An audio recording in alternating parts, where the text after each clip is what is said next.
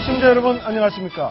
돈과 세상이 보이는 시간 아침 경제 골든타임 박현진입니다. 네, 반갑습니다. 오늘도 알찬 소식들 준비했습니다.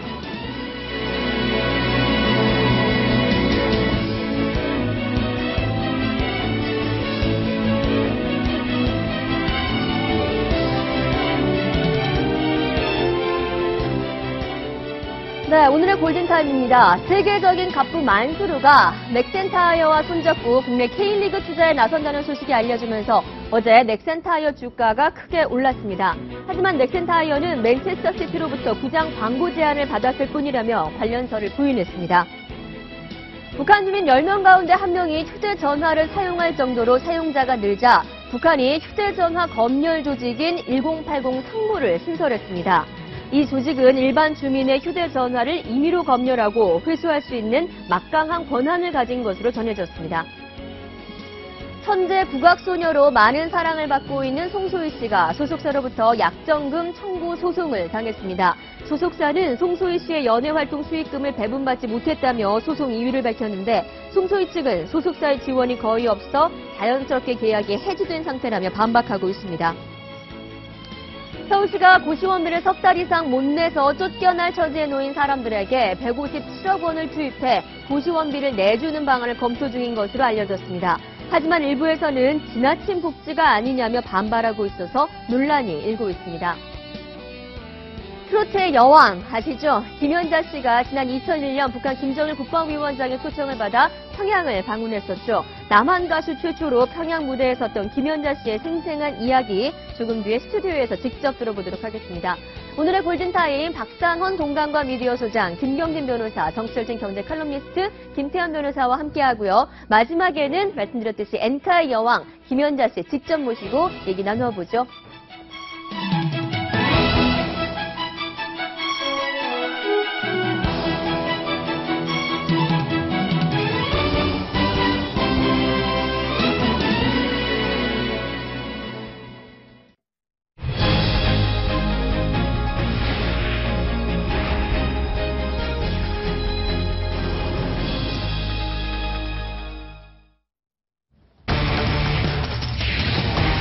너무 싼 범칙금? 네, 오늘 첫 주제입니다. 오늘부터 본격적인 귀성 전쟁이 시작될 텐데요. 설 연휴에 곧 교통법규 위반도 급증하지 않겠습니까? 네. 그런데 교통범칙금을 올리는 방안이 논의 중이라는데 어떻습니까? 지금 어떤 내용이죠? 우리나라 이제 도로교통법에 따르면은 교통검칙금 최대치가 12만 원입니다. 그러니까 뭐 계속 걸리면은 상관이 없겠지만 네. 어쨌든 법규상 규정상으로 12만 원인데 이게 이제 외국에 비해서 상대적으로 적다. 싸다. 예, 싸다. 미국 네. 같은 경우에 뭐 주별로 다르지만은 100만 원대도 있고요.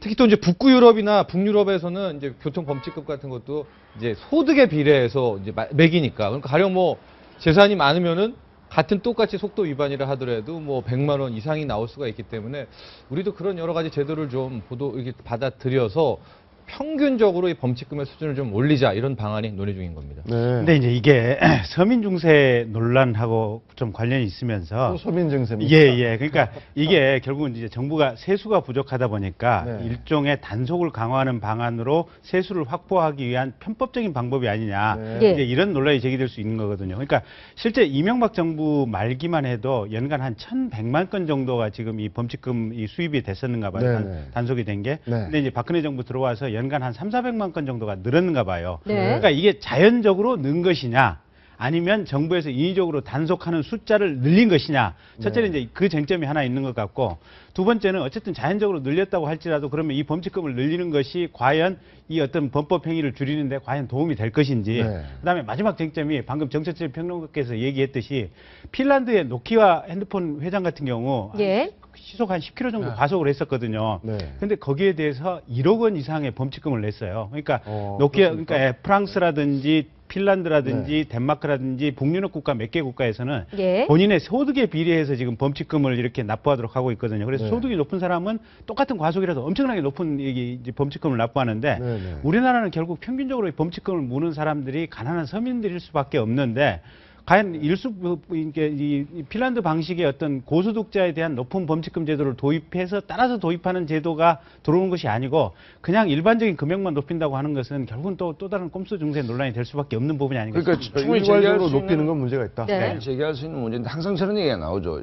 이 정부 들어와서 이제 기초질서 지키기, 뭐 자선 지키기 이런 게 있었는데 그때도 야당이 똑같은 문제를 제기했습니다. 그러니까 경찰청이 어떻게 했냐면 생계형 자동차는 가능하면 그냥 이렇게 훈계만 하고 좋은 자동차, 우리 김 변호사님 타고 다니는 좋은 자동차는 범칙금을 매기는 방법으로 갔는데 저런 오해를 받지 않으려면 교통범칙금을 인상하는 명분이 네. 사고를 줄이기 위한 것이다라고 한다면 그게 충실해야 되는 것이지 자칫하면 김 변호사님 말씀하셨듯이 정세 논란에 휘말릴 수 있다고 봅니다. 근데 이 범칙금으로 들어오는 수입이요. 이게 1년에 한 20조 되죠.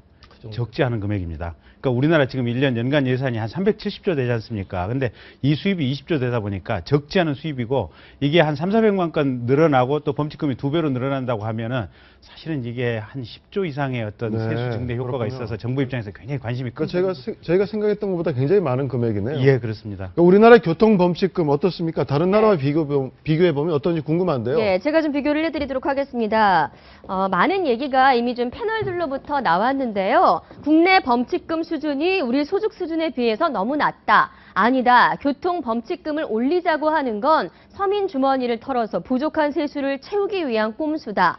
어떤 의견에 동의하십니까? 우리나라는 속도 위반과 신호 위반 그리고 중앙선 침범으로 약 6만 원씩의 범칙금을 부과합니다. 아까 정철진 평론가께서 말씀하셨듯이 속도 위반 같은 경우에는 제한 속도 초과분에 따라서 최대 12만 원까지 범칙금이 올라갈 수가 있죠. 일본 같은 경우에 속도 위반은 13만 9,500원, 우리나라에 비해서 한 2배 정도, 일반적인 제한 속도, 같은 제한 속도하에서 한 2배 정도인 거고요. 영국에서는 과거의 위반 이력과 사고 이력에 따라 최고 170만 원까지 납부할 수가 있다고 합니다. 미국은 주마다 좀 다른데 미국 뉴욕주에서는 속도 위반 범칙금이 최대 66만 원까지지만 버지니아주에서는 제한 속도에 관계없이 시속 128km를 초과하게 되면 275만 원 이하의 벌금을 물어야 한다고 합니다.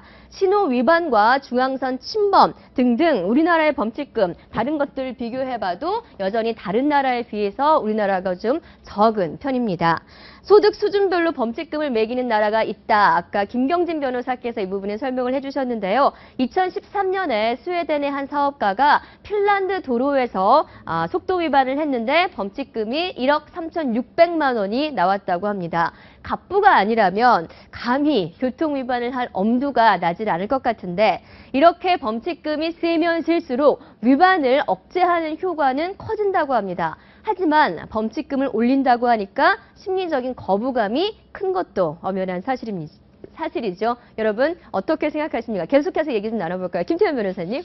범칙금 올리면 사고가 줄어드는 건 맞는 것 같아요. 그 왜 이제 그런 뭐 우리나라에서 아직 올려본 적이 없으니까 그런 얘기는 없지만 뭐 실제로 뭐 외국에서 오래 살아서 나는 한 번도 속도 위반한 적이 없는데 워낙 세니까 한국 왔더니 몇 년에 벌써 10번 했다 이런 말을 하는 사람들이 사실 여러 군데 나오고 신문에도 그런 사례들이 보도되고 있잖아요. 그런 거 보면 범칙금이 센 경우에 이게 낮아지는 그 사고를 좀 덜 내는 교통신호를 좀 잘 지키는 그런 게 있는 건 맞는 것 같은데 문제는 이제 증세 문제거든요. 물론 사실 뭐 증세 얘기도 나올 수도 있습니다. 다만 사실 증세와 범칙금 높이는 것도 같은 평면에서 볼 수는 없는 것이죠. 범칙금이란 건 본인의 어떤 잘못에 대한 형벌적인 의미인 것이고 증세는 사실 그게 아니라 보편타당한 어떤 것이 세금이기 때문에 두 개를 이제 같은 선상에서 놓을 수는 없으나 다만 정말 고급차를 운전하는 사람과 정말 행상을 하는 사람들이 같은 어떤 법규를 위반했을 때 똑같이 이제 범칙금을 내게 된다면 생계에 타격을 입는 건 맞겠죠. 그러니까 아마 이런 건 가능할 것 같아요. 뭐 1회 위반 시에는 그대로 하지만 2회나 3회 좀 가중했을 때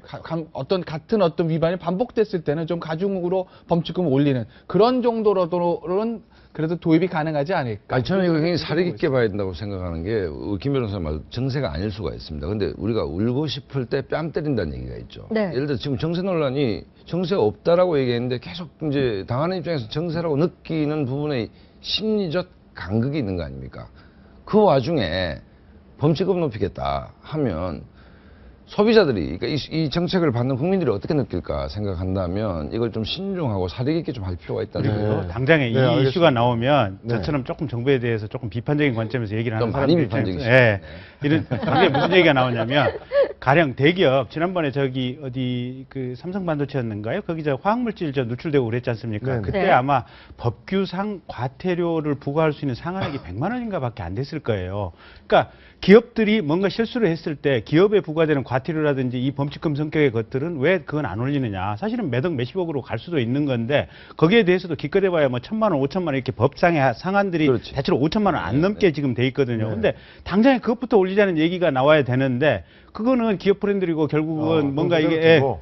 거기에 대해서는 지금 건드리지 않고 일반 서민들 보통 사람들하고 직접적인 관련이 있는 자동차세, 주민세, 범칙금 왜 이런 얘기부터 먼저 나오느냐. 네. 당연히 그런 비판이 나와요. 그러니까 네. 그러니까 문제는 범칙금을 올리고 안 올리고의 문제가 본질이 아니고 이것 때문에 네. 논란이 일어난다면 다른 부분에 대해서 오히려 정책적 그 파급 효과가 네. 줄어들 가능성이 있다는 네. 것이 이제 네. 짧게 정리를 좀 하면은요, 이게 담배값하고 많이 연관이 됩니다. 그러니까 국민들의 건강 때문에 담배 그만 피게 하려고 한다면서 담배값을 올리지 않았습니까? 네, 근데 정작 중요한 혐오 그림 같은 거 넣는 거는 통과를 하지 않아서 진정성이 또 의심이 네. 됐는데 교통 문제도 마찬가지입니다. 사고 줄이려면 꼭 이게 돈 범칙금 올리는 거 외에 지도도 있고 아까 횟수 제한도 있고 여러 가지 방법이 있기 때문에 그런 진정성을 먼저 보여줘라 이런 얘기들이 나오는 겁니다. 네, SNS에서는 네. 어쨌든 교통범칙금이 2배로 오른다는 얘기가 계속 나오고 있습니다. 지난해 10월에는 경찰청이 아니다라고 밝혔는데 올해 4월부터 오른다는 얘기 또 있는데 어떤지 한번 지켜봐야 되겠죠? 다음 주제 보여주세요.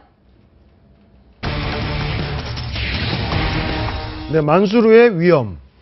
네. 네, 여러분 만수르를 아십니까? 아시겠죠? 뭐 네. 개그 프로그램에 나오고 그렇죠. 돈 많은 만수르. 깜짝 놀랄 취미도 늘 화제인데요. 네. 만수르의 일상 코미디 소재로 쓰이고요.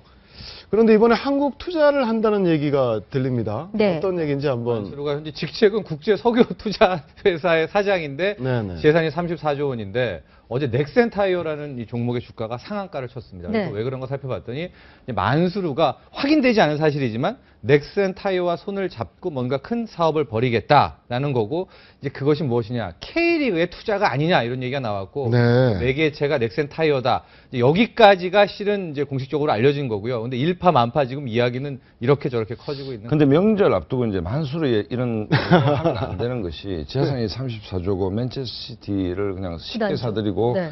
선수 수급한테 4억 3천만 불을 쏟아붓고 그다음에 왕의 뭐 동생이고 네. 그다음에 아름다운 부인이 2명이고 이런 뉴스를 내보내면 명절에 남자들이 기분이 안 위화감이란 좋을까요? 네, 위화감이 기분이- 들겠죠. 예. 그래서 아까 저 우리 순수한 김태현 변호사께서는 그 대기실에서 34조는 그냥 1조만 있으면 뭐 할까 아무 설계를 잘 못하더라고요.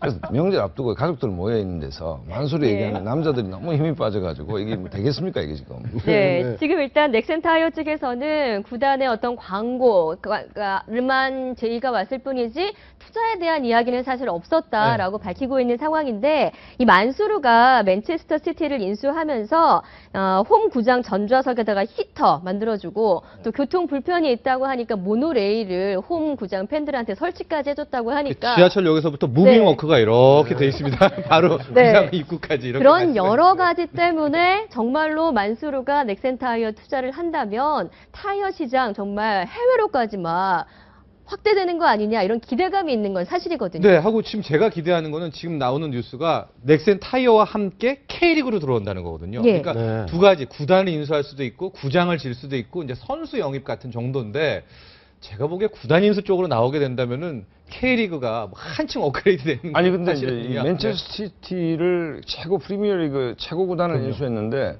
만수르 입장에서 보면 국내 구단은 국내 네. 축구를 무시한 게 아니고 네. 얼마나 그냥 싸겠습니까 자기가 보기에. 싸다. 그렇죠. 만수르 입장에서는 쌀 수 있죠. 그렇죠. 그렇죠. 프리미어 누군가 리그를 대기업 투자를 상대로 하다가 했으니까. K리그가 인수하는데 뭐 한 500억, 1000억 정도면 되지 않나요? 그렇죠. 아, 그건 너무 좀 너무 적게 보는 건가요? 아니 뭐 한 3천억이라 하더라도 네. 네. 우리한테는 만수르 상상이 안 가는데 입장에서 만수르 보면. 입장에서는 그냥 이렇게 사인 한번 하면 뭐옆 동네 갈 때 네. 아니 만수르 거예요. 만수르가 조카한테 용돈 주는 수준 아닐까요? 네. 만수르에 관련된 얘기 많지 않습니까? 어떤 것들 좀 들어보셨어요? 저는 이제 미술 아들, 만수르 아들. 저희 이제 둘째가 미술을 잘 그려서 제가 이제 도화지 이런 거 색칠을 많이 사주는데 네. 만수르의 아들은 백마에. 이제 미술 공부를 시킬 때 백마를 사줍니다. 바로 저 그림입니다. 네, 저 아들이 미술을 그래서, 그리는데 네. 백마 뭐 저 모형이라고 꺼먹게 하는 된 게 지금 얘기도 저 있고. 아들이 네. 색칠을 한 거예요. 색칠 공부를 저렇게 해가지고 네. 흑마를 얼룩말로 만드는 연습을 지금 하고 있는 겁니다. 흑마를 얼룩말로 만들면서 캠퍼스, 미술 백마를 공부를 캠퍼스로 하는. 사용하는 거군요. 그렇죠. 네. 네. 다른 얘기는 또 아. 어떤 거 들어보셨어요? 아, 글쎄요. 만술은, 저는 만술에 대해서 아는, 만술에 돈 쓰는 거에서 본 건 아까 그 정철진 기자 얘기하신 그 프리미어 리그 맨체스터 제가 축구 좋아하니까. 네. 거기다가 이제 돈 쓰는 거를 저는 많이 봤는데. 원래 그 영국이 사실은 그 맨체스터 시티라는 게 오래된 구단인데 성적이 굉장히 안 좋거든요. 그러니까 박지성 선수 뛰던 맨체스터 유나이티드 항상 밀렸는데 처음에 만수르가 인수한다고 반대했습니다, 사람들이. 아랍 자본이 들어와서 우리 전통의 구단을 사가 백인들의 자존심을 용납을 못한 거죠. 그런데 3개월 있으니까 싹 들어갔죠. 거기다 돈을 어마어마하게 쏟아붓고 세계에서 유명한 선수들 다 사다 놓는다 그러니까 여론이 이제 우호적으로 바뀐 것이거든요. 근데 만수르라는 사람은 돈은 많이 쓰는데 그 영국 사회 그 축구 사회에서 그렇게 평이 굉장히 좋답니다. 그게 왜냐하면 사람이 나름대로 되게 겸손하다고 해요. 그러니까 그 사람의 겸손과 우리의 겸손의 기준이 틀릴 수도 있겠지만 그 34조의 재산을 돈을 물쓰듯 쓰는 거에 비해서는 어떤 사람들을 대하는 거나 구단 직원이나 구단 선수를 대하는 게 굉장히 좀 권위적이지 않고 그러니까 가볍게 다가간다고 이 하거든요. 하면 안 되는 게다가 겸손까지 하니까. 근데 왜 이제 영국인가 하면 제가 네. 이제 그 뭐 일 때문에 아부다비 두바이 많이 간 적이 있는데 그 아랍에미리트의 이제 왕족들의 자산을 관리해 주는 거의 대부분이 영국 펀드 매니저들입니다. 그렇기 때문에 영국과 굉장히 밀접한 관련이 있습니다. 네. 그게 저게요. 저게 사실은 우리나라 일이 아니고 우리나라 돈을 사주겠다, 우리나라에 뭔가 구단을 사주고 투자를 하겠다 그러니까 이뻐 보이는 거죠. 저게 우리나라 사람이고 우리나라 기업인데 아무런 근거 없이 가령 우리나라에서 외국에 나는 가서. 석유를 가지고 이게 어떤 일개 왕족이나 일개 가문이 그걸 그 이권을 독점해서 저 정도 재산을 축적했다 그러면 대한민국 사회에서는 도저히 용납될 수 없는. 그러니까 사람이 우리가 아닌데. 어제 그 정몽구 회장 집 앞에 그 불법 주차된 거 선거구 한 문제를 가지고 질타를 했지 않습니까? 예. 네네. 아랍에미리트 왕족들이 보면 웃을 일입니다. 네. 네, 부와 명예, 정말 권력까지 모두 다 가진 만수르인 것 같은데 아까 위화감 얘기하셨지만 이 정도는 살아봐야 되지 않나라는 의견도 좀 있는 것 같고요.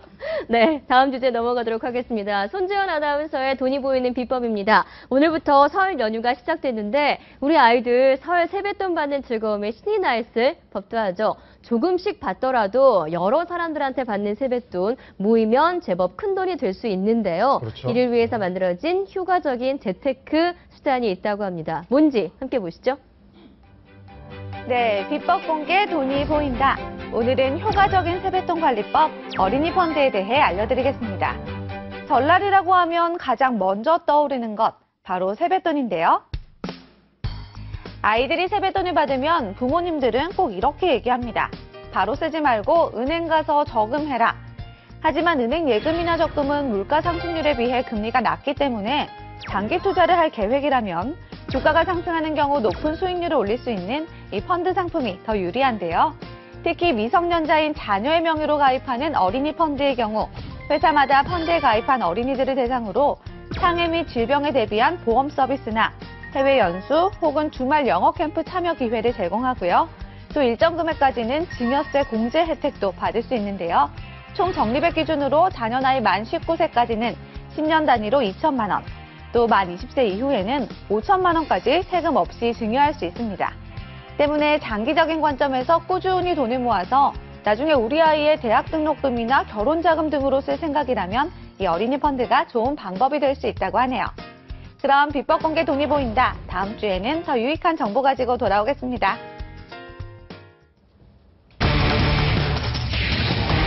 네, 손전화로 몸살 앓는 북한. 어떤 내용인가요? 북한 당국이 주민들의 합법적인 휴대전화까지 검열하는 비밀 조직을 만든 것으로 드러났습니다. 네, 그만큼 체제 유지에 대한 다급한 북한의 현실을 보여주고 있습니다. 김민지 기자 리포트 먼저 보시죠. 지난 2008년 휴대전화 서비스를 시작한 북한. 현재 주민의 10%인 260만 명이 이용할 정도로 빠르게 보급되고 있습니다. 김정은은 직접 휴대전화 공장을 찾기도 했습니다. 아리랑 선전하기에 화면 접촉 성능을 요하시고 이 부분이 예민해야 사용자들이 이용하는 데 편리하다고 하셨고, 그런데 최근 북한이 합법적으로 등록된 휴대전화를 검열하는 조직을 국가안전보위부 산하에 새로 만든 것으로 알려졌습니다. 김정은의 생일인 1월 8일에 평온과 안정을 상징하는 0을 더한 1080 상무라는 조직으로 간부는 물론 일반 주민의 휴대전화까지 임의로 검열하고 회수할 수 있는 권한을 가진 것으로 전해졌습니다. 사진과 동영상, 문자 등 휴대전화의 다양한 기능들이 폭넓게 이용되면서 내부 통제를 강화하기 위한 조치로 보입니다. 지금껏 중국 접경 지역에서 중국 기지국을 이용하는 불법 휴대전화를 단속하는 1118 상무나 109 상무가 있었지만 합법적인 휴대전화까지 단속 범위를 넓힌 겁니다. 인구 10명당 1명 이상씩 핸드폰을 보유했다. 한국 이제 와서 이걸 적절히 좀 통제하지 않으면은 그걸 통해서 SNS가 조작용을 하고 체제적 위협이 될 수 있기 때문에 이 소식이 뒤늦게 알려지면서 북한 주민들은 휴대전화 사용에 불안감을 보이는 것으로 알려졌습니다. 채널A 뉴스 김민지입니다. 네, 앞서 리포트에서 보신 것처럼 이렇게 휴대전화까지 검열한다고 하는데 이게 체제 유지가 굉장히 불안한 모양이죠. 어떻습니까? 이렇게 불안하죠. 뭐 예를 들어서 우리 그 대북 전단 문제에 대해서도 굉장히 알러지 반응을 보이는데 휴대폰에서 아까 SNS에서 만약 이게 파급된다. 네. 중동 그 민주화의 봄 때도 SNS가 결정적 역할을 했지 결정적이었죠. 않습니까? 그렇기 네. 때문에 북한 당국으로서는 지금까지 접해보지 않은 신무기다 이게. 그러니까 여기서 만약에 어떤 문제가 퍼져나간다면 또 뭐 최고 지도자의 사생활이라든지 여러 가지 문제가 그건 일파만파 아니겠습니까? 그러니까 모기 한 마리 들어오지 못할 정도 철통 방어를 해왔는데 이 문제가 과연 방어가 되겠냐. 그래서 북한 당국으로서는 당연히 이 문제에 대해서 어떤 공세적 조치를 강구할 수밖에 없고 그게 아마 1080 상무 뭐 이 조직이 아닌가 생각됩니다. 휴대전화로 뭐 반정부 활동을 하거나 아니면 불법 영상을 보는 사람들이 많아서 이 같은 1080 상무를 신설했다고 하는데 108은 1월 8일이 김정은 생일이라고 해요. 그리고 뒤에 붙인 0은 뭐 평온과 안정을 상징한다고 하는데 보면 북한이 굉장히 이런 숫자 명칭을 좋아하는 것 같거든요. 심지어는 뭐 머리카락에 생기는 2에도 29라는 뭐 숫자를 붙인다라는 우스갯소리가 있는데 왜 이런 걸까요? 가장 많이 나오는 게 727이죠. 727. 네. 휴전협정일 7월 27은 뭐 어디에다 갖다 붙이기도 하고요. 그 명칭이 다 있습니다. 그래서 직계 가족은 항상 1호 가족, 뭐 1호 집, 1호에 대한 뭐 그다음에 이제 직기속 비속까지 합쳐서는 뭐 5호 댁 이런 얘기들이 있어서 생일이나 날짜에 따라서 이런 명칭에 많이 부과가 들어가요. 네, 알겠습니다. 네. 그런데 이렇게 휴대폰을 사용하도록 한 다음에 검열까지 한다. 이건 좀 그냥 휴대폰 사용을 금지하든지. 예, 그게 뭐냐면 휴대폰 자체로는 실은 인터넷이 안 됩니다, 북한은요. 이게 통화밖에 안 되는데 방금 말한 것처럼 SNS나 카카오톡이 되기 때문에 이제 검열이 시작된 거죠. 네, 네, 알겠습니다. 알겠습니다. 다음 주제 넘어가도록 하겠습니다. 다음 주제 보여주세요. 네, 국악소녀의 피소. 네, 어제- 같은 이름의 두 여성이 화제가 되고 있죠. 그렇습니다. 어제 인터넷을 달군 이름 중에 하나가 지금 2명의 소희가 있었죠. 첫 번째 소희 먼저 얘기를 해보도록 하겠습니다. 바로 18세의 국악 소녀 송소희 씨인데 소속사로부터 피소를 당했다. 어떤 얘기입니까, 김태현 변호사님? 그 뭐 계약 기간 위반하고 했다는 그런 내용들인데 지금 계약 기간이 제가 보니까 7년이거든요. 예. 수익 배분은 5대5다. 아까 송수희 씨 측에서 야 이거 계약 기간이 너무 길고 수익 배분 구조가 잘못된 거 아니냐라는 주장을 하시는 것 같아요. 근데 글쎄요. 제가 봤을 때는 만약에 저기 나오는 것처럼 수익 배분을 5대5로 했는데 그걸 전혀 배분 안 했다고 하면 그러면 문제가 되겠지만 그게 아니라 제대로 만약에 그 계약 어떤 약정을 제대로 이행만 했다면 이 약정 자체가 저는 다른 어떤 그 연예인들 계약에 비해서 소위 말하는 노예 계약이라고 저기는 보기는 쉽지 않을 것 같거든요. 그래서 네. 송수희 측에서 어떤 주장을 하시고 있는지 무엇을 근거로 이제 사실 조금 사실관계 좀 밝혀봐야 될 것 같습니다. 조금만 보충 설명을 드리면 네. 그런 것 같아요. 매니지먼트 회사 측에서 송소희 측에 소송을 제기했는데 네. 각각 입장이 다른 것 같아요. 그러니까 매니지먼트 회사는 송소희 씨가 수입을 5대5로 나누기로 했는데 예. 딱 2번 배분하고 그다음부터는 안 주더라. 송소희 측에서 자기들이 다 먹더라. 그래서 반절 약속한 대로 나눠달라라는 얘기고 송소희 측 입장에서는 아니 매니지먼트 회사에서 해준 게 없다. 사무실을 해주기로 했고 여기저기 알아봐 주기로 했고 매니지먼트를 제대로 해줘야 되는데 실질적인 매니지먼트를 해준 게 하나도 없다. 네. 그래서 처음에 2번은 줬는데 이게 계약 내용 매니지먼트 쪽에서 계약 내용을 위반했으니까 우리는 해지해야겠다. 그 입장 차이인 것 같습니다. 근데 송소희 씨가 계약 관계를 무시하고 일방적으로 활동했다고 그러면 네. 실제 소송에서 이기기가 어렵지 않습니까? 어떻습니까? 근데 이제 그걸 봐야 될 것 같아요. 매니지먼트에 따른 어떤 이렇게 제대로 된 매니지먼트를 해줬는지 안 해줬는지 그게 쟁점인 것 같아요. 네네. 그래서 그게 만약에 안 됐다면 송소희 측 입장이 유리한 것 같고 매니지먼트 회사에서 제대로 해줬는데 송소희 측에서 이게 돈을 안 줬다면 이쪽이 패소할 거고요. 이런 소속사와의 분쟁이 굉장히 많이 일어나는데 네. 보통 결론이 그냥 유야무야 되나요? 아니면 대부분 소속사와 관련 분쟁들은 10케이스에서 한 7케이스, 8케이스 중간에 유야무야 되는 게 네. 많죠. 네. 근데 뭐 유야무야라는 게 꼭 나쁜 건 아니고 합의 봐서 제대로 끝나는 거죠. 왜냐하면 연예인이거나 소속사건 간에 이거 장기전으로 가는 게 결국 양쪽 다 이득이 되는 건 아니거든요. 네. 다만 예전에 그리고 왜 그 SM 엔터테인먼트 동방신기 분쟁이라고 있잖아요. 네. 네. 그 이제 3명이 나와가지고 했던 그 분쟁. 그게 이제 굉장히 유명했던 분쟁인데 그것 때문에 이 연예인 노예 계약에 대한 얘기들이 생기기 시작했고 네. 그래서 이제 공정거래위원회에서 표준계약서들을 만들어 놨습니다. 뭐 수익 배분이라든지 계약 기간 너무나 장기적으로 할 수 없고 너무나 일방적으로 소속사한테 좀 유리한 계약은 못하게. 그러니까 점점 가면 갈수록 예전에 비해서 연예인들 개개인의 권리에 대해서 조금 보호하는 추세인 건 맞습니다. 네, 잘 알겠습니다. 다음은 지난해부터 배용준 씨의 연인으로 알려졌던 구소희 씨 얘기입니다. 뭐 LS 산전 구자균 회장의 차녀다. 보유한 주식만 60억 원이다. 이런 얘기 있는데 그래서 배용준 씨랑 헤어진 겁니까? 헤어진 배경이 뭐죠? 어제 실은 우리는 뭐 그냥 검색어 정도 상위권에 올랐는데 일본은 정말 쑥대밭이 되고 난리가 났다고 하는데 아, 일본, 그래요? 예, 주간 일본에서의 배용준 씨가 차지하는 위치가 상당합니다. 그 정도로 위치가 네. 대단한가요? 지금 이제 화면상에서는 전 여인 이제 구모 씨, 네, 이제 네. LS 그룹의 로얄 패밀리인데요. 예. 어제 일본 보도가 뭐였냐면은 신분차를 극복하지 못하고 이제 우리의 윤사마가 이제 떠나게 됐다. 이제 이런 식의 좀 굉장히 감정을 실은 채로 일본이 보도가 신분이 되면서 누가 높다는 겁니까? 그렇죠. 한쪽은 로얄 패밀리고 한쪽은 연예인이니까 구씨가 높다. 그룹과 구씨가 높아서 이것을 한국 문화가 인정을 못했다. 이런 식으로 보도가 나면서 좀 굉장히 감정이 실렸는데 네. 저는 굉장히 이걸 확대 보도한다고 보고요. 현재 그 배용준 씨 같은 경우가 키스트의 최대 거의 대주주거든요. 네. 평가 차산만 거의 700억이 넘습니다. 네. 800억이 네. 육박하고 있기 때문에 저 자체로 뭐 배용준 씨가 뭐 연예인이어서 결혼을 못했다. 저는 그냥 남녀 사이에 어떤 있을 수 있는 결별이다 이렇게 보는 것이 우리 쪽에서는 좋겠다 이렇게 보여요. 지금 뭐 그러나 SNS나 뭐 인터넷에는 핫 이슈입니다. 네. 워낙 뭐 두 분 다 유명하고. 그러니까 일본의 기자가 기사를 그만큼 재미있게 쓴 것 같아요. 거기다가 일본 사람들이 한국의 문화가 과연 그런 문화가 있는지 없는지에 대해서 애매모호하니까 기사를 그렇게 쓰면 그렇게 믿을 거 아니겠습니까? 그러면서 일본 사회가 뜨거워진 거 아닌가 싶습니다. 사실은 국내에서는 아무 관심도 없고 네. 저게 말이 안 된다는 게. 네, 주식 주식 보유액은 평가액으로 보면 네, 평가액으로 보면 배용준 신분 씨가 격차가 10배입니다. 같은데. 더 많은 것 많아요. 같은데 네. 말입니다. 예, 다음 주제 보여주세요. 박원순 혈세 펑펑 이런 주제입니다. 네, 박원순 서울시장이 고시원비를 내지 못해 쫓겨나는 사람들에게 복지 차원의 현금을 지원하겠다고 발표했는데요. 네. 어찌 보면 좋게 보일 수 있겠지만 여긴 서울시 예산 15억 정도가 투입된다고 합니다. 지금 서울시 재정 적자 아닙니까? 뭐 이래도 아니 그러니까 이제 뭐 좋은 일이긴 한데 어떻습니까? 좀 좋은 평가해 일, 주시죠. 본인 돈으로 주면 네. 좋은 일이죠. 근데 저게 박원순 시장 개인 돈이 아니고 우리 돈 아닙니까? 혈세라는 건 우리가 세금 낸 돈 아닙니까?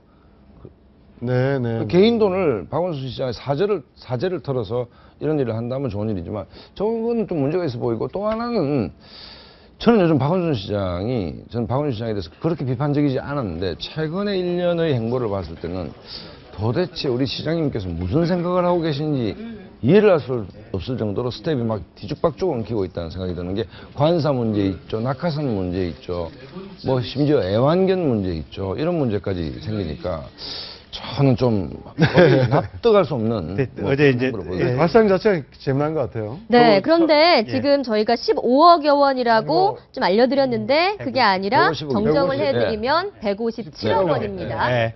그 서울시 쪽의 입장을 제가 어제 이제 말 나온 것을 한번 제가 대변해서 드리면 네. 서울시 입장은 이런 것 같아요. 그러니까 시장이 시민들과의 어떤 만남의 행사를 한 달에 한 번씩 하는데 그 자리에서 이런 얘기가 나오는가 봐요. 그러니까 여기저기 우리도 지금 여기 시청 앞 지하차도 보면 노숙인들 있지 않습니까? 네네.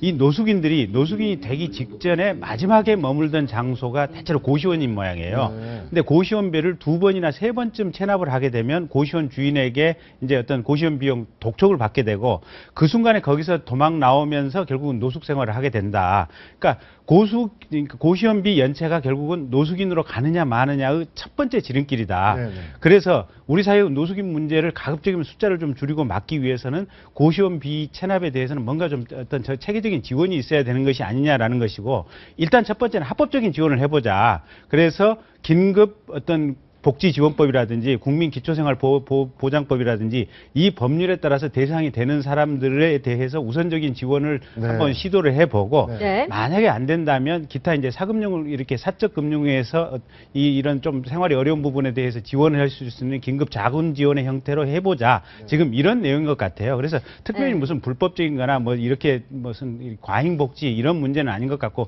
분명히 필요한 지원이긴 한 것 같은데, 네. 다만 이제 비판이 뭐냐면 이렇게 직접적으로 현금을 지원하다 보면 네. 혹시 거기서 무슨 부작용이나 악용의 소지는 없을까? 소위 이제, 말하는 예. 도덕적 해이가 발생할 수가 있죠. 예. 하지만 그런 관계 문제는 뭐 법률에 부인할 법률적인 수 없고요. 근거는 없다. 뭐 이런 얘기는 있던데요. 법률을 뭐 먼저 개정을 하든지 조례를 개정하든지 아니면 뭐 입법청을 하든지 해서 하겠다는 건데, 물론 당연히 정책적으로 나오겠다고 결심했으면 관련 입법에 대한 개정을 시도하겠죠. 근데 문제는 지금 우리나라 판이 어떻습니까? 지금 증서없는 복지가 맞느냐? 이 부분에 대해서 논란이 있는 것이거든요. 중앙부 차원에서 여야 막론할 것 없이. 그럼 박원순 시장 입장에서도 서울시라는 거대한 조직을 이끌고 있다면, 그럼 서울시의 복지를 줄일 거냐? 아니면 서울시의 세수를 확보할 거냐?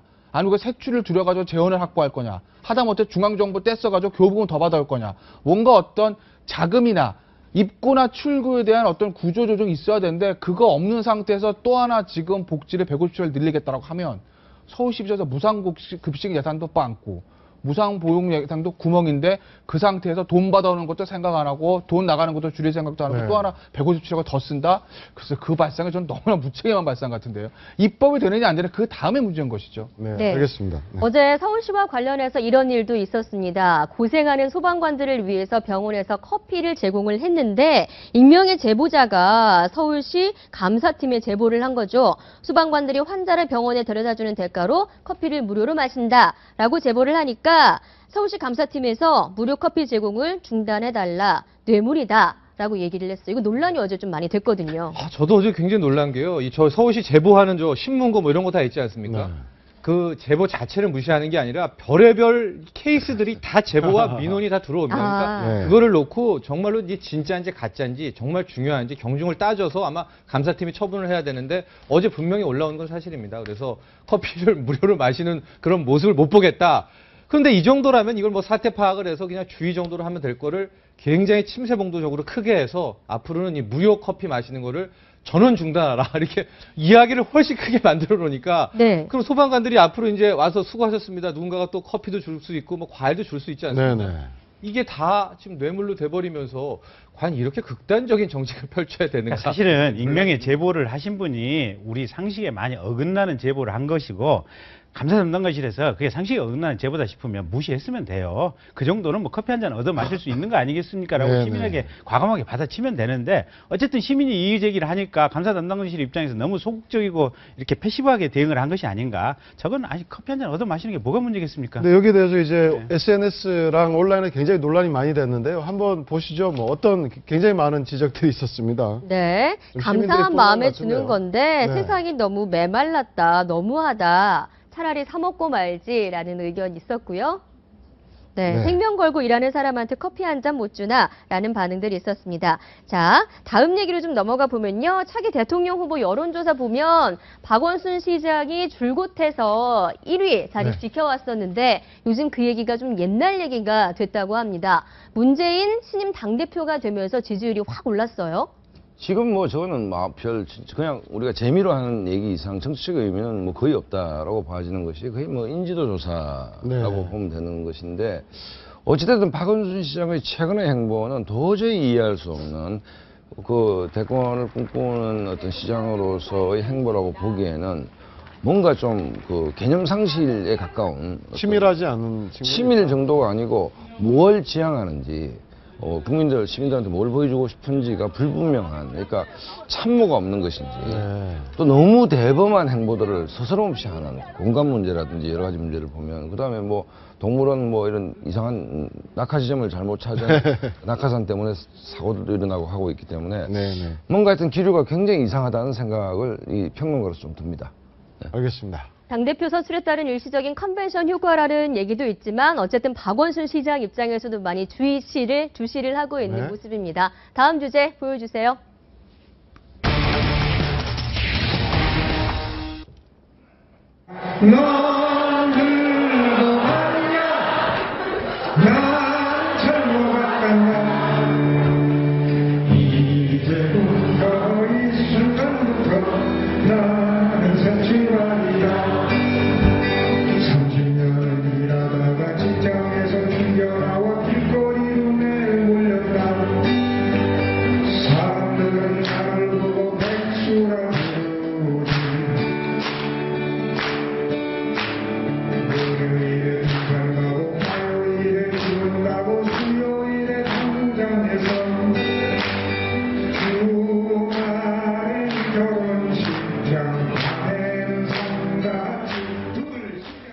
바로 이 노래 들어보셨습니까? 너 보게 늙어봤냐? 되네요. 네. 나는 젊어봤다라는 서유석 씨의 노래입니다. 포크 1세대 가수 서유석 씨가 25년 만에 내놓은 신곡이라는데 6070 세대들한테 요즘에 정말 선풍적인 인기를 끌고 있다고 하나요? 네, 서유석 씨가 고희 70세인데요. 네. 저 동영상이 있고 또 몇 가지 버전이 있습니다. 저 노래. 네. 너 늙어봤냐 나 젊어봤단다인데 내용을 잘 보면은 지금 이제 고령화 사회에 있을 때 이제 우리의 지금 6070 세대들이 느끼는 그런 서름들을 잘 가사에 담아서 표현하고 있는. 네, 저 영상이 실은 더 많이 지금 온라인상에서는 뜨겁게 인기가 얻고 있습니다. 네, 지금 SNS에서 저희가 보여드리는 이 영상이 이 서유석 씨의 곡을 개사해서 자신들의 애환을 받아서 지금처럼 이렇게 직접 노래를 불러서 올리는 영상들이 굉장히 많다고 그렇죠. 우리 합니다. 강남 스타일을 춤추는 여러 버전을 춤추는 네. 것처럼 저게 네. 이제 확산되고 있는 그런 거예요.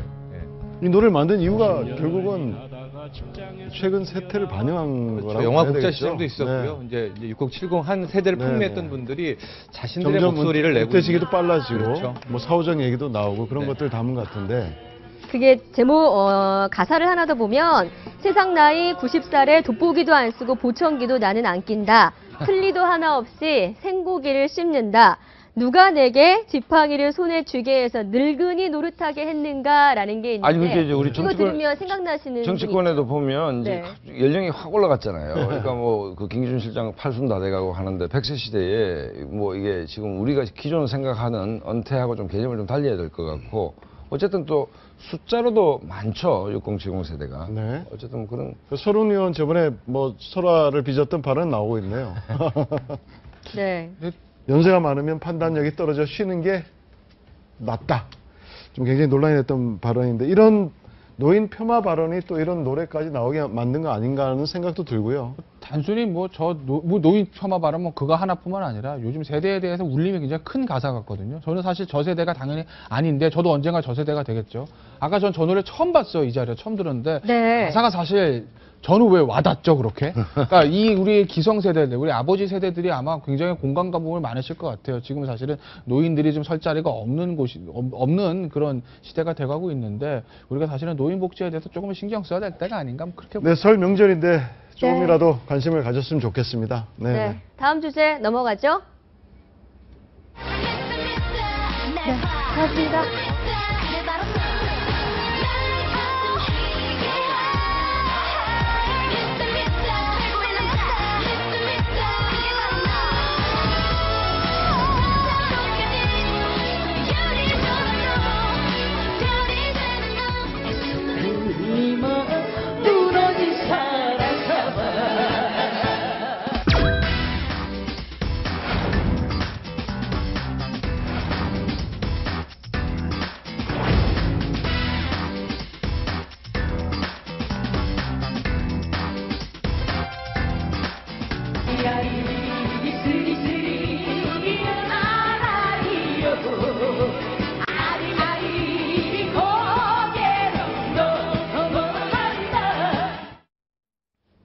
네, 한류는 한국의 주요 문화 상품 중 하나입니다.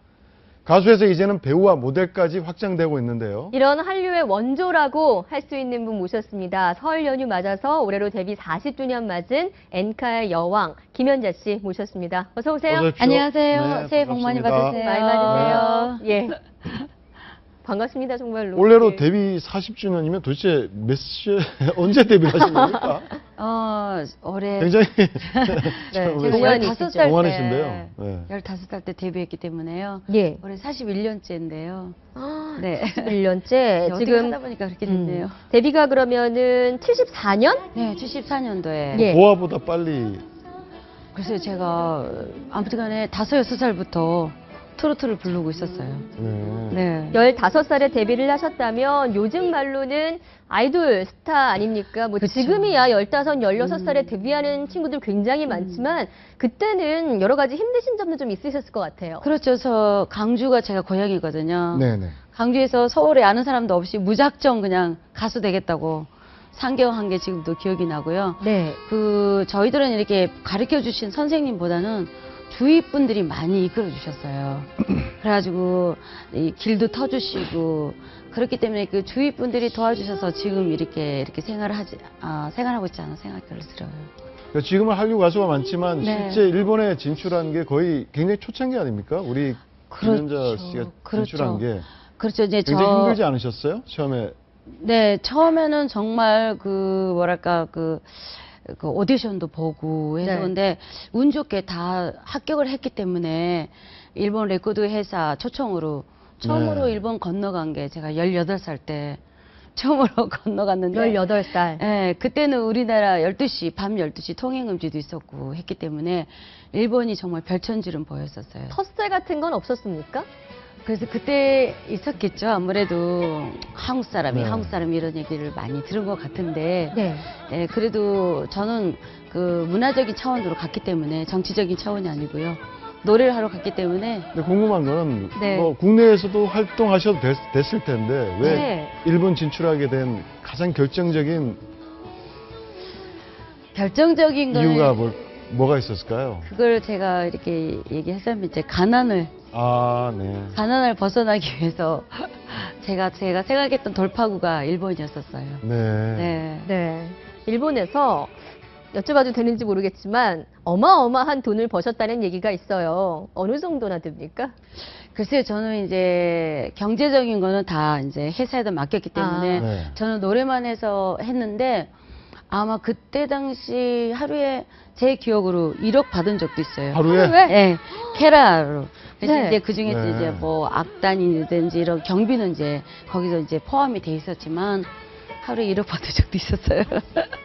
하루에 1억이면은 그 기간 동안 다 모으면 저희가 상상할 수 없는 금액이 될 수도 있겠네요. 글쎄요, 많이 벌었던 것 같아요. 아무튼 간에 쉬는 시간이 없었어요. 아, 그렇군요. 그만큼 일본에서의 인기를 짐작을 할 수가 있는데, 최근에, 네. 뭐, 일본 소식 얼마만큼 알고 계시는지 모르겠지만, 혐한의 기류가 굉장히 많다고 하는데, 어떤 생각이 드시나요, 보시면서? 그러니까 한일 정치적 갈등 네, 때문에 네, 뭐 네. 한국에 대한 이미지가 좀 많이 안 좋아졌다는데 실제 네. 어떻습니까? 근데 워낙 한류붐이 뭐 네. 보통이 아니었었어요.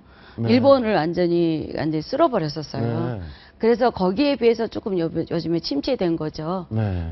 굉장히 우리 후배님들이 열심히 하고 있어요. 지금도. 그 일본에 진출한 원조 한류 가수이기도 하지만 어떻게 보면 네. 북한에서 최초로 그렇죠. 공연한 또 그걸 기록을 갖고 계신데 네. 영상 한번 볼까요? 예, 네. 저희가 그 영상을 직접 한번 준비를 했습니다. 이게 몇 년도인가요? 2001년하고 2002년 이렇게 2번 갔다 왔어요. 네. 2번씩이나. 김정일 위원장 초청으로 방문을 하셨다고 하는데, 지금 보니까 의상도 굉장히 파격적인데, 당시 저런 게 북한에서 통용이 됐나요? 글쎄요, 저는 어딜 가나 제 스타일로 하기 때문에 반대로 아마 북한 여러분들이 깜짝 놀랐을 수도 있죠. 네. 반응은 어땠습니까? 제가 이제 인사 대신에 북한 노래를 6곡 반갑습니다를 비롯해서 6곡을 일본에서 편곡을 해서 가져갔는데요. 굉장히 여러분들이 이 놀라시더라고요. 그림은 뭔가요, 근데? 이게 지금 이게 그거예요. 금수산. 금수산. 네네네. 예. 그 김정일 위원장이 네. 전용 특급 열차도 태워주고, 사실은 뭐 일반인들은 안 태워주는 것 같은데, 김연자 씨에 대해서 특별 대우를 했다는 소문이 있더라고요. 좀 얘기해 주세요. 네, 그러니까 아마 아버지하고 네. 김재윤 씨하고 이렇게 제 노래를 들으셔가지고 예. 보고 싶으셨나 봐요. 아하. 근데 이제 제가 이제 와달라고 그래서 갔더니 굉장히 특별 대우를 해주셔가지고 제가 평양에서 공연을 했는데 김정일 위원장이 저기 함흥에 계셨어요. 네. 그래서 저기 특급 열차를 내줘가지고 당장 와달라. 어. 네, 그래서 저희들 전부 한 30명이 밤에 12시에 특급 열차를 타고 함흥에 도착해서 북한에서 공연을 가장 기억에 남았던 에피소드나 장면이 있습니까? 역시 그 김정일 씨 만난 게 김정일 위원장 네. 가까이서 보니까 어떤 사람이었습니까? 저 사진 나오네. 네, 네, 같이 사진도 찍으셨군요. 네, 저기 텔레비전 본대로 카리스마가 굉장히 저 굉장히 이랬어요. 진짜 저기 실물이 서 있네 그랬어요. 제가 네. 손가락질한 게 기억이 나요. 네, 독재자잖아요. 독재자 네. 이미지 어땠습니까? 뭐 근데- 두렵거나 하진 않으셨어요? 근데 뭐 어떤 대화를 나누셨어요? 저희들한테는 정치 얘기 안 해요. 네. 아, 예술 얘기만 하고. 예술 얘기라면 노래. 네, 노래 얘기하고요. 저기 일본에서 우리 그 북한 노래를 좀 알려줬으면 좋겠다고. 북한 노래 알려줬으면 네, 좋겠다. 알려줬으면 좋겠다. 그런 말씀도 하시고, 그 다음에 참 대단하다. 본명으로 네. 네. 활동한다는 게 정말 대단하다. 김정일 위원장이 그럼 뭐 직접 노래도 좀 따라 부르고 뭐 그랬습니까? 잘 알던가요? 그러시지 않은데 제 목소리를 네. 판단을 하셨던데요. 네. 굉장히 목소리가 좋다고. 아, 저희도 그럼 그 목소리 좀 안 들어볼 수가 없을 것 같습니다. 네. 이 자리까지 모셨는데, 뭐 워낙 히트곡들이 많으셔서 저희가 뭐 꼭 집어서 어떤 거 해달라고 요청해드리기보다는 이 자리에서 뭐 수은등이나 이런 거 되시는 노래 몇 곡 짧게 메들리를 좀 부탁드려도 될까요? 몇 곡이나 해요? 예, 몇 곡 아니, 하면 뭐, 좋죠. 네, 반주 한번 들어보시죠. 반주가 네. 나온다고 네. 합니다. 반주 나와요? 네. 이게 수운등인가요? 네네네네. 어스름 저녁길에 수원등 꽃이 피면은 그대와 단둘이서 거닐던 이 길을 서성입니다. 네. 사실 가수분들은 이렇게 음향이 뭔가 갖춰지지 않거나 그러면 저희가 이렇게 요청드렸을 때 안 하시는 경우가 많은데 굉장히 그런 놀랐습니다. 상황에서도 이렇게 옆에 쓰는 거 어떻게- 처음인 것 같아요. 24시간 중에 제일 싫은 게 아침이었거든요.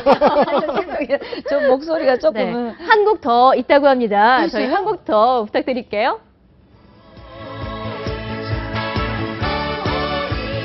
이게 뭐지? 아침의 나라?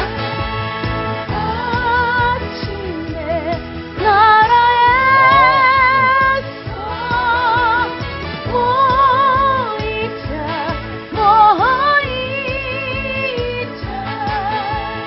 우리 함께 달리자. 네. 너무너무 감사합니다. 네, 그렇죠. 놀랍습니다, 너무너무 아주. 감사합니다. 네, 네, 네. 아침부터 진짜 목도 잘 안 풀리셨을 텐데. 네. 조금 더 잘할 수 있었는데 죄송합니다. 네. 근데 이번에 김연자 씨 목소리 직접 네. 들어볼 수 있는 자리가 있다고요? 직접 네. 얘기 한번 해주세요. 네, 3월 12일하고요, 네. 13일하고요, 세종문화회관에서 예. 네, 바로 공연한데 앞이네요. 네. 제가 굉장히 제 꿈이었었어요. 세종문화회관에서 네. 콘서트 하는 게 네. 이번에 하게 되었습니다. 왜 40주년? 네, 40주년 기념. 40년 묵은 네, 깊은 음색이 네, 세종문화회관에서 이제 네, 제 파티에 여러분들 초청하고 싶으니까 많이 와주셨으면 고맙습니다. 네.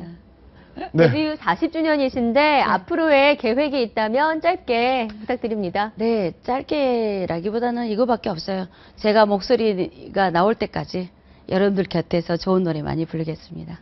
네. 네. 오늘 고맙습니다. 말씀 정말 감사합니다. 아니에요. 감사합니다. 새해 복 많이 받으시고. 새해 복 많이 받으세요. 고맙습니다. 네. 네, 오늘 준비한 골든타임 여기까지입니다. 네, 설 연휴 잘 보내시기 바랍니다. 고맙습니다. 새해 복 많이 받으시고요. 네. 고맙습니다.